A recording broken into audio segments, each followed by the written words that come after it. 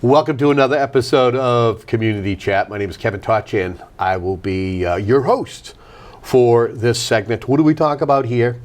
Well, the idea is to keep you, as an Abington resident, better informed about some of the things that are going on in and around your community, whether it's folks who are running for election, what's going on with town meeting, maybe there are community events, maybe just a special guest to kind of talk about some of the things that they specialize in.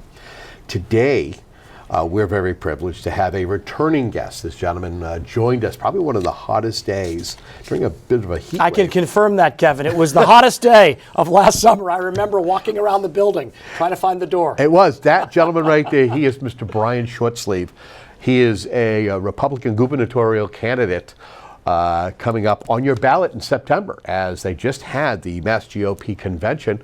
Welcome back to the show, Great sir. to be back. Always enjoy the conversation. We changed it up a little. Last time was chairs that we would go with the news desk here. Here we are. Tell me what has changed in your campaign since you launched, I think, a year ago from this month? It's been a great year. It's been an exciting year. I've traveled all over the state. For those of your listeners who don't know me, my name is Brian Shortsleeve. I'm a Marine. I'm an entrepreneur. I'm a businessman. I built a great company here in Massachusetts. I'm a turnaround specialist with some direct experience doing that in state government. And most importantly, I'm the father of 3 teenage boys and the husband of my wife, Liz. So I'm thrilled about this race. We're getting a great response. We're traveling all over Massachusetts. The one thing I hear everywhere I go, whether it's Republicans, independents, or Democrats, is people are ready for change. They're ready for new leadership. Talk to me about the convention. It's yourself and Mike Minogue. You were able to secure enough to get on the September 1st ballot. What message did you take away from the convention, the results itself? Well, my goal was to get on the ballot, so mission accomplished. The convention was a lot of fun. My family was out there. We enjoyed it. I'm on the ballot. But this primary will be decided by 300,000 primary voters. We choose our nominee on September 1st. So between now and September 1st, we're running really hard. And I tell you, I laid out at the convention a very clear and detailed plan of what I will do as governor. I'm an entrepreneur. I'm a businessman. I want to get Massachusetts growing again. We got to get our state moving again. What I will do is day one as governor, I will sign the income tax rollback. I will strip all of those state mandated fees out of your electric bill, out of your gas bill. I will end the tax on tips. I'll end the tax on overtime. We'll suspend the gas tax. Those are basic steps we can take to drive affordability, but they're also basic steps we will take to get our economy moving again, because small businesses and middle-class families are getting crushed with the burden of taxes and utility bills. And Kevin, a lot of them are leaving. There's 100 people a day leaving Massachusetts. Every Friday, another 3 or 4 businesses announce they're leaving the state. And we know why. Taxes are too high, energy bills are too high, and we're overregulated. I appreciate your message, because what I was saying to you before the cameras went live was you did an ad where it shows you like you're in the bay of a garage where state inspections are done. You're scraping off an inspection sticker, and you say one of the top things that on your list is to eliminate state inspections. Talk to me about how important something like that is. Well, look, Massachusetts is one of only 14 states that still requires an annual auto inspection. There's a lot of data that has been collected at the federal level, which would show you there is no connection between safety outcomes and auto inspections. What they are is a waste of time and a waste of money. So I put forth my driving down cost car plan. We end auto inspections. We push the renewal registration out to a 5-year window instead of a 2-year window. Suspend the gas tax. No tax on the no tolls on the Cape Cod bridges, no congestion pricing tax. Those are things that'll drive up costs for drivers, and those are things day one that I will put a stop to. I'm also a big opponent of the mileage tax, which is part of a new bill called the Freedom to Move Act, and the auto excise tax increase, which would be part of the Municipal Empowerment Act. So the core of my plan is no auto excise tax hike, no tolls on the Cape Cod bridges, no mileage tax, and no more car inspections. You also have a running mate, somebody who I've had a chance to talk to, Mr. Sean Oliver, who I believe is someone who is a New Bedford City Councilor.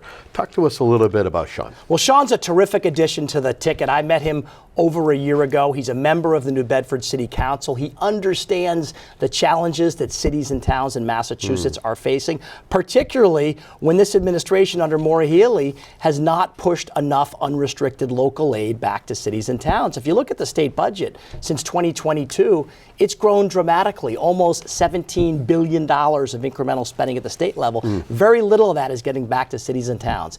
And that is why 180 communities have had Prop 2.5 overrides. If the state does not push revenue back to cities and towns are going to their homeowners, their landowners, looking for property tax increases. But it all starts at the state level. State governments never had so much money. Sean Oliver understands that. He understands what municipalities need. And he's a great addition to the ticket. The one thing I don't understand, and I'm sure that a lot of our viewers don't understand, is that, and I said this to you once again, before the cameras went live, is when Governor Healey signed her name onto the new spending plan for fiscal 26, it was somewhere in the vicinity of $57 to $58 billion. Right now, the state Senate is getting ready to take up their version, and it kind of sits somewhere. I think the House did something like a $64 billion version of theirs. How is it that we're seeing increases every year when it comes to the budget we put together, but yet so little is coming back to the municipalities? Well, look, Massachusetts has a spending problem at the state level. Our state budget has grown by more than 50% over the past 6 years. And by the way, over that same period of time, 200,000 taxpayers have left the state. So what you see with Maura Healey is she's got her priorities backwards. She's got enormous programs at the state level that are growing quickly, whether it's the Mass Health program or the Home Base program or the SNAP program or the welfare programs. If you look at those programs, the growth is dramatic. But what you don't see is growth in local aid. When I am governor, we will prioritize local aid. Unrestricted local aid is only about $1 billion a year. You could double local aid for $1 billion. And I would tell you that would provide immediate relief to families, because unrestricted local aid, if we increase it, will avoid a lot of those property tax increases you're seeing. When I'm out there talking to small families and businesses, the income tax is a big deal, but the property taxes have been skyrocketing. And a large part of that is because the state's not pushing enough money back to cities and towns. What do you believe separates your candidacy from the other Republican opponent in the race, and other Republicans who have actually, there was 3 of you at one time. The convention has narrowed it down to 2. What separates you from the other candidate? Well, there are big differences between Mike Minogue and I. I've spent my life building smaller businesses. I'm an entrepreneur. I'm a business builder. Mike is the CEO of a massive $20 billion public company. That's a very different background. He's a healthcare CEO. I'm a business builder. I would also tell you that when it comes to our plans, I've laid out very clear and concrete plans. I have said exactly what I'm going to do as governor, and I've got a very clear plan. I'm also the only candidate in this race who has ever audited a state agency. Mike talks the talk about the audit. I've walked the walk. Back in 2015, when the MBTA was facing a massive fiscal crisis, the governor at that time didn't call a politician to fix it. He called me, a Marine, a turnaround specialist. I stepped into the T, and over the course of 2 years, we balanced the budget for the first time in 15 years, Kevin. We took out millions of dollars in waste and fraud. We put fraudsters in jail. But the way we did it was by auditing everything. We audited every department. We audited every program. We audited every line item. And we found millions and millions of dollars in waste. That's what we need to do at the state level. I've done it. I've delivered. I'll also tell you this. I am a fiscal conservative. I am a principled conservative, but I am the pro-choice Republican in this race. And I believe that makes me the electable conservative in this race. Let's talk about, last time you were here, we talked about the issues. You were very critical of Governor Maura Healey. Other than affordability, what do you feel are some of the other failures or shortcomings that the Healey-Driscoll administration has been experiencing?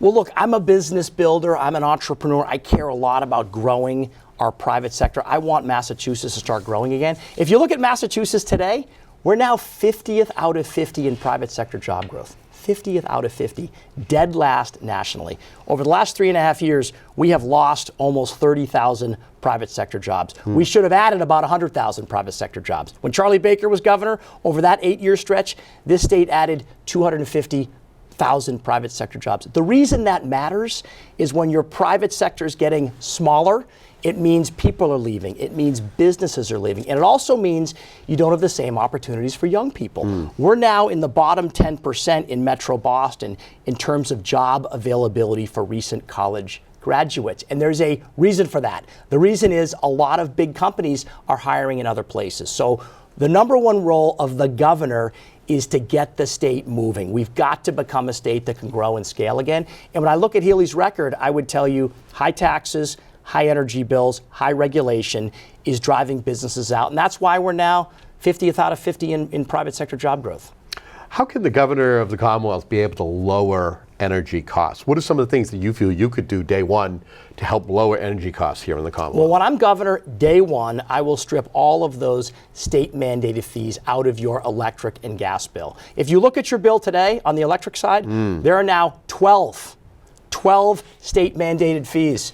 We're paying 34 to 35 cents a kilowatt hour. In most parts of the country, it's around 10 to 12 cents. And all of the growth in that bill are state mandated fees. A lot of it funds the Mass Save program. The auditor did an audit on the Mass Save program last summer, and she found that program is charging exorbitant fees to middle class families, and that most families are getting little or nothing in return. So that is an example of an area where we could strip those fees out. And just to put it in perspective, the average family in Massachusetts is now paying around $480 per month for electric and gas over the course of the year. It's about $6,000. Almost a third of that is now state fees. If you eliminate those state fees, you'd be returning $1,500 per family back to them. And if you eliminate if you roll back the state income tax, which I'm a supporter of, that's probably another $1,400 to $1,500. That's real money to middle class families. We've talked, I think, energy costs, the cost of living. I think the other thing that folks are struggling with is housing affordability. Trying to, let alone trying to buy a home, but finding somewhere to rent or lease is another major crisis. What role should the state play in increasing housing production while also balancing local control? Well, look, there's a lot the state can do here. I am an opponent of the MBTA Communities Act. I've called for a full repeal. That's a bad law. But if you look at the state level, when you talk to developers, what developers will tell you is it's become way too expensive to build new product. If you look in Metro Boston, we're short somewhere between 90 and 100,000 units. We have a production problem, right? The laws of supply and demand are always undefeated. We don't have enough units. But the largest real estate developer in Boston just in the last month announced they were no longer going to invest in Boston. And as they noted, it had nothing to do with interest rates because interest rates are high everywhere. What they would argue is driving up the cost to build in Boston are red tape and regulations. For example, in Boston, they've put a 20% requirement for affordable units. It's called inclusionary zoning. That sounds like a good idea, but in practice, what it's done is it's meant that not a lot of projects pencil out. There's members of the Boston City Council right now that are arguing we should suspend that rule. Another rule in Boston that has significantly increased the cost to build would be the Stretch Energy Code, which bans gas hookups, requires electrification. Those may sound like good ideas, but in practice, what they've done is they've added 30 to 40% to the cost to build, and as a result, projects don't pencil out. So when I'm governor, suspend inclusionary zoning, suspend the Stretch Code. In New York, the governor of New York, Hochul, who's a Democrat, just suspended their version of MEPA, which is environmental review for residential projects. Because as she noted, most of these projects are fully compliant anyway, and all that review is doing is adding time and money. So if you suspended things like MEPA, the Stretch Code, inclusionary zoning, there's probably another 100,000 units we could build. But that's the key. You've got to build more supply. Staying with housing and affordability, there are some thinking that maybe rent control should be instituted. Give me your thoughts, pros or cons in regards to rent control. Is it a good idea? Is it a bad idea? Your thoughts? Well, rent control would be a disaster for the city of Boston. And by the way, Maura Healey agrees with me. Good for her.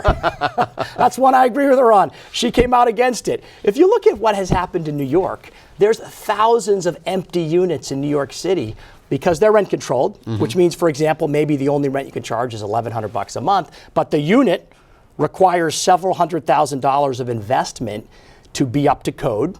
And as a result, no one can live in it, yet no one can invest in it to bring it up to code. So they have thousands of empty units. The result of rent control would be less supply of rents. Rents would go up, and we would make the problems worse. So I'm a strong opponent of rent control, and I hope that that ballot question does not pass.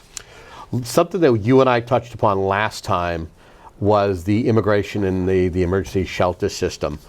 What has changed? I know that it was a major issue several months ago. But we haven't heard about it much in the news.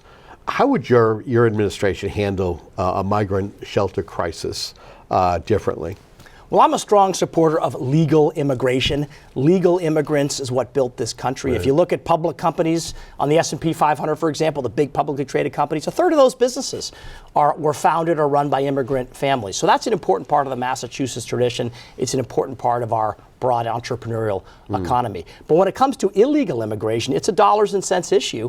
And with Maura Healey, if you look at $3 billion spent on the migrant hotels, if you look at another $100 million run rate spend right now on the home base program, which are free apartment rental vouchers, and then you look at the ancillary cost of mass health, of schools, probably somewhere in the range of $4 to $5 billion has been spent by Maura Healey on those migrant programs. But to put that in perspective, you could give every city and town in this state $15 million for what she has spent on those programs. And if you did that, Kevin, you wouldn't be facing 30 overrides, which is what's happening right now around the state. If we gave that money back to cities and towns, they wouldn't be coming back to their residents for Prop 2.5 overrides. So to me, it's a question of priorities. It's a question of priorities. My priority would be working class families, small businesses. And by the way, when I'm governor, homeless veterans will have priority for the home base program. They'll have priority under the right to shelter law. They should be at the top of the list, not at the bottom of the list.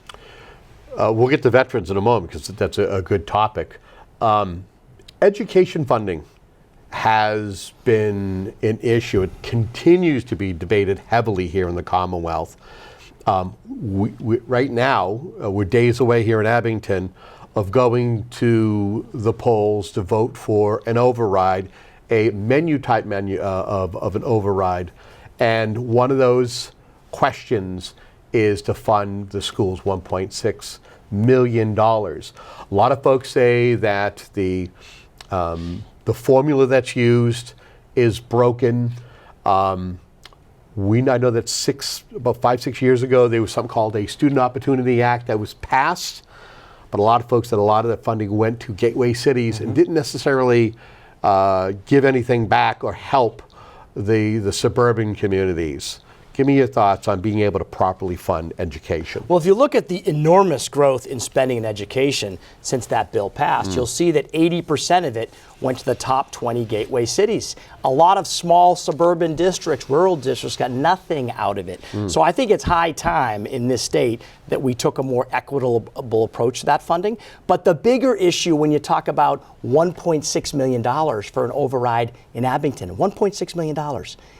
This town could have gotten $15 million if Maura Healey had different priorities. So what I would tell you is state government has never had more money. Just last week, the state announced they found another $1 billion of tax revenue, like in the bottom drawer, and this was surtax income. When I'm governor and we find $1 billion in the bottom drawer, push it back to cities and towns. You could double the amount of local aid that every city and town receives for $1 billion. So I think we've got to look to the state, because at the end of the day, what you're seeing at the local level in those shortfalls is a result of the state not pushing enough money back.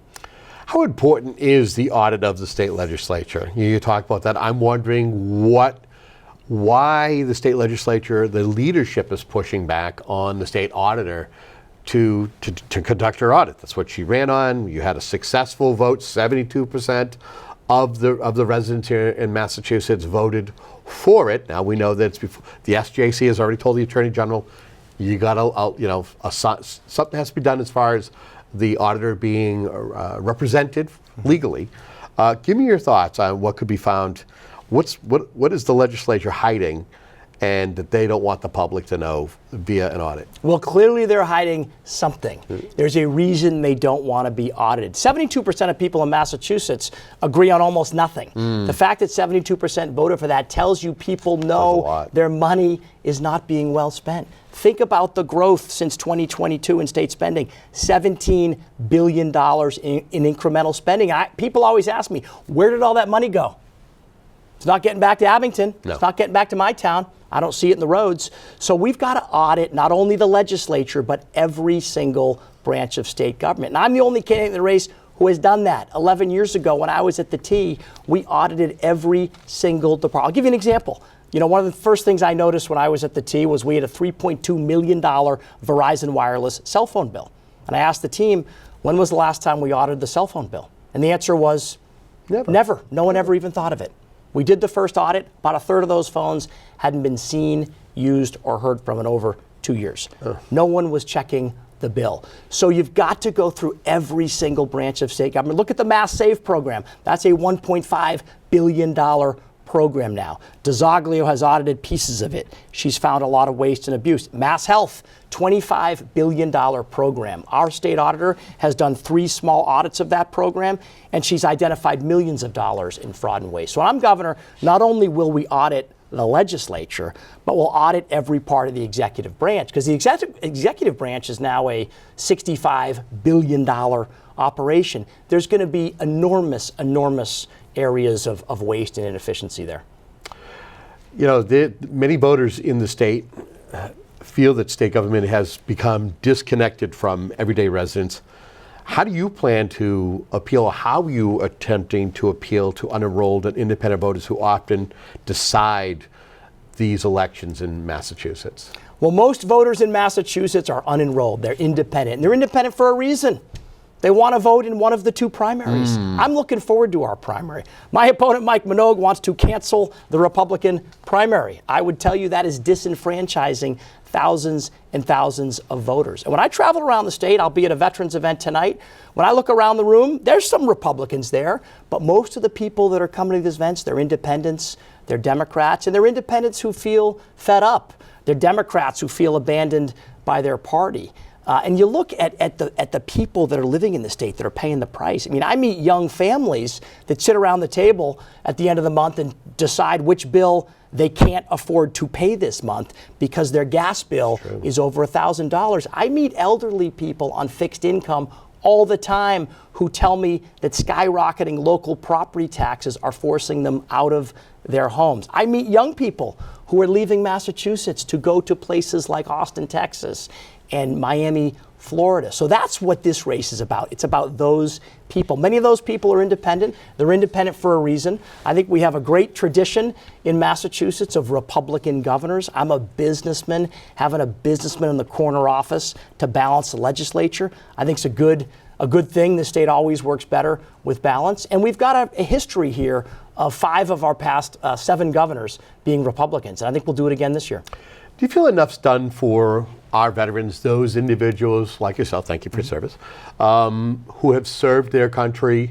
Do we do enough here in the Commonwealth to take care of our veterans? We always have to do more. I was on the phone earlier today with a veterans service officer for a community down in Bristol County, and she was telling me about the lack of housing availability for veterans that we have. So we've always got to do more. When I'm governor, I would give homeless veterans priority for programs like the Right to Shelter Law and the Home Base program. They should be at the very top of the list. I would also give them much more property tax relief. I would set up a system using technology where we can automatically match veterans with the programs which are available, because we got to put our people first, and I think veterans should be the top of that list.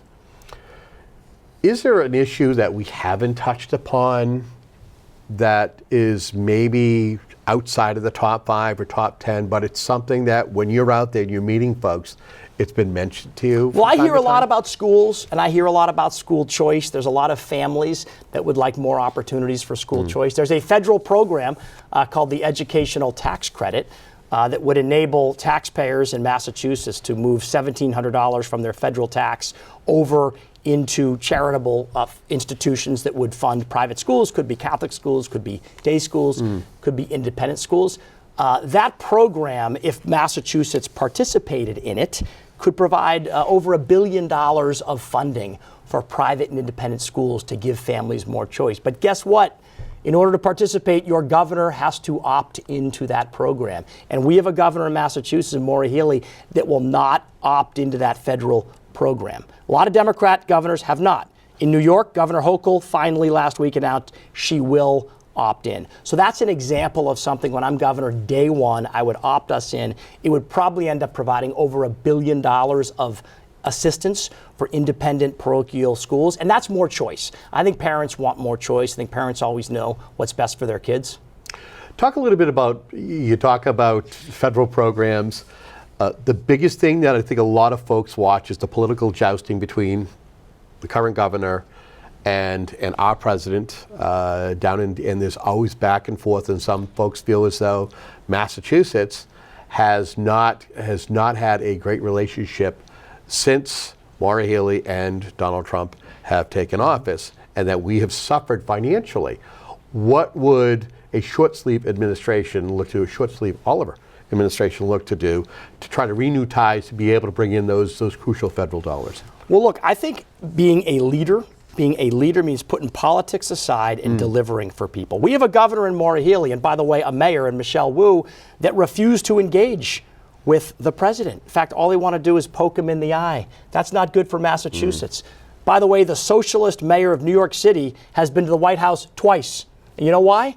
He wants money for New York. I assure you, he agrees with Donald Trump on very few things. He wants money for New York. The Democrat governor of Michigan, Whitmer, she's been to the White House 3 times. She's fighting for the auto industry. She's fighting for Air Force bases there. We have a governor that will not engage, and that's bad for Massachusetts. She should put her politics aside. She should go to Washington, and she should work hard for our state, work hard for the funding for the bridges, work hard for defense funding, work hard to get some of that funding back that's been taken away on the healthcare side. But it starts with engaging. This is a transactional president. I'm a business guy. I spent my life doing deals in the business world. I know I could get good deals for Massachusetts from this administration.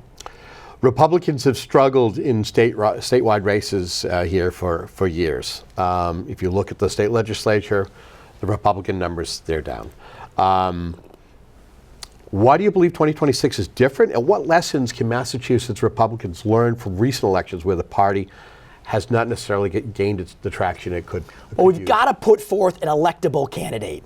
I'm a principled conservative. I'm a fiscal conservative. I'm also the pro-choice candidate in this race. An anti-choice candidate like Mike Minogue will not win a statewide election, period. So we need to put forth a candidate that can win. I can beat Maura Healey. And I think what we've learned in the past is if we put forth a candidate that lines up well with independent voters in Massachusetts, we can elect that candidate. But we've got to do it up and down the ballot as well. We've got candidates running at the state rep level, the state senate level, the selectman level. We got to get out there. We got to challenge everything because people in Massachusetts are looking for change. I mean, there was a poll out last week which showed less than a third of the voters they surveyed felt the state was headed in the right direction. And I feel that when I talk to people. Think about Massachusetts today. We've got the highest energy cost in the country. We have the highest healthcare cost in the country. We have some of the highest taxes in the country, and we're losing jobs and people every day. I know we can do better, but it takes a different approach. A lot of the policies in this state when it comes to energy policy and taxes, those are choices we've made. We don't have the highest electricity costs in America because of Washington, D.C. They're choices we've made here. They're bad public policy, and we can change them. We just need a governor that's focused on driving change and is willing to lead. Looking ahead to September 1st, the September 1st primary, what is your path to victory against Mike Minogue? Now, I'm not sure if there's any debates. My understanding is nothing has been set up, but there has been work by your opponent to try to have debates with the current governor. Give me your thoughts. Is there a hope that the two of you can square off and talk about the issue? Well, look, I've said I will debate Mike Minogue anytime, any place. In fact, Kevin, let's do it right here on this show. You should host a debate. I would love to. I'll be here. Okay. What we should be doing for the next 4 months is taking this show on the road. Let's debate in Essex County. Let's go out to Worcester County. Let's go down to the Cape. We should get in front of Republican primary voters and tell our story. Mike Minogue does not want to debate. He doesn't want to answer the tough questions. I've been publicly vetted. I've been tested in public life. I hosted over 150 meetings when I was running the MBTA 11 years ago. We need to see Mike Minogue out there. We need to see him answer questions. Because I'll tell you what, Maura Healey may be a terrible governor, but she's going to be tough. And if we put forth a candidate who has been untested in debates and has not answered the tough questions, I think that candidate, could fail pretty spectacularly. So I'm open to debate. I'm open to answer any question from anyone. And I think both of us need to get out there. We need to tell our story. I've laid out very clear and concrete plans. I've got a background in small business. Mike was the CEO of a multi-billion-dollar healthcare corporation. We have very different lived experiences, and I think the voters need to hear from both of us. Is there anything that I haven't asked you or an issue that we haven't touched upon, but you want to take a moment before we wrap things up to talk to the viewers about? Well, I would just stress for you again the importance in Massachusetts of getting our mojo back in our private sector economy. We've got great schools here and we've got great universities. That's the nonprofit sector. It's really important. But you need a vibrant private sector because that's what provides opportunity for young people. When I talk to young people that are leaving Massachusetts, usually they're leaving to chase a job. And they're leaving because a company in North Carolina or a company in Texas is trying to hire them.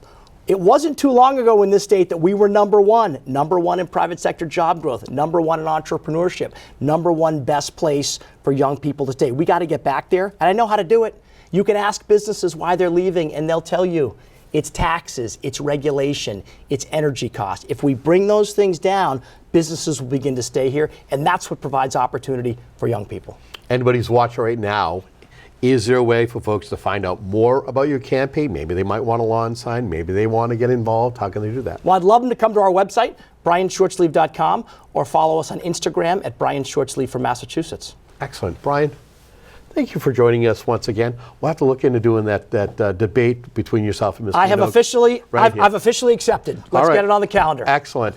We want to thank you for tuning in for segments like this on Community Chat. Again, the idea is to make you a better informed voter, a better informed resident as to things that are going on in and around our community. Until our next conversation, have a great day.